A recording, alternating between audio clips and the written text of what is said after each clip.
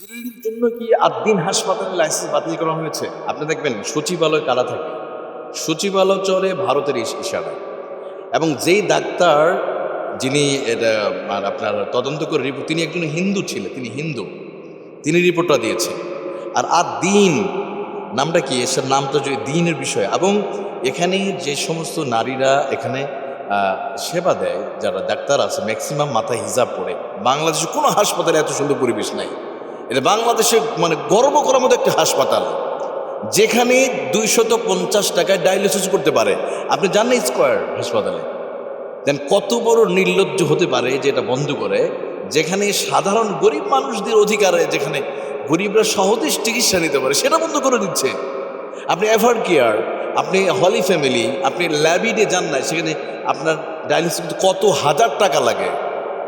আপনি সেখানকার আপনার অ্যাম্বুলেন্সে কী পরিমাণ টাকা খরচ হয়। ওদের যে অ্যাম্বুলেন্সগুলো আছে দেখবেন, ছোটো ছোটো অ্যাম্বুলেন্স, আপনার 300-500 টাকা দিয়ে অ্যাম্বুলেন্স ভাড়া। কল্পনা করা যায়? যেখানে 2000-3000 টাকা অ্যাম্বুলেন্স ভাড়া, সেখানে 8 দিনের কত। ওদের ডায়ালিসিস 250 টাকা।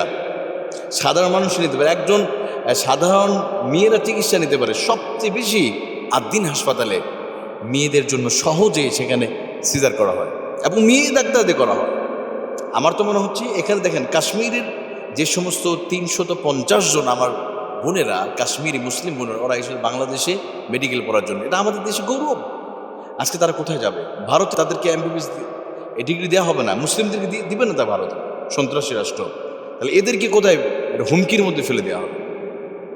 আমার তো মনে হচ্ছে স্বাস্থ্যমন্ত্রীর চিন্তা করা উচিত। আপনি এটা নিয়ে তামাশা করার কোনো সুযোগ নাই। আপনি কয়েকটা দিনের মন্ত্রী হয়েছেন, কিন্তু দেশে কোটি কোটি মানুষ আপনার গরদোয়া দিচ্ছে। আপনার কিন্তু মরা লাগবে। আপনার বয়স হয়েছে, আপনারও বয়স হয়েছে অনেক, আপনি 60-70 বছর বয়স, আপনিও হাসপাতালে যান। কিন্তু যেই সমস্ত কর্মচারীরা চাকরি হারিয়ে ফেলেছে, যারা এখানে চাকরি করতো, সহজে যারা চিকিৎসা নিত, এদের অভিশাপ নিয়ে আপনাকে একদিন এই দুনিয়াতে বিদায় হওয়া লাগবে। আপনার এদের অভিশাপ থেকে বাঁচতে পারবেন না আপনি। আমার মনে হয় চিন্তা করার সময় এসে গেছে।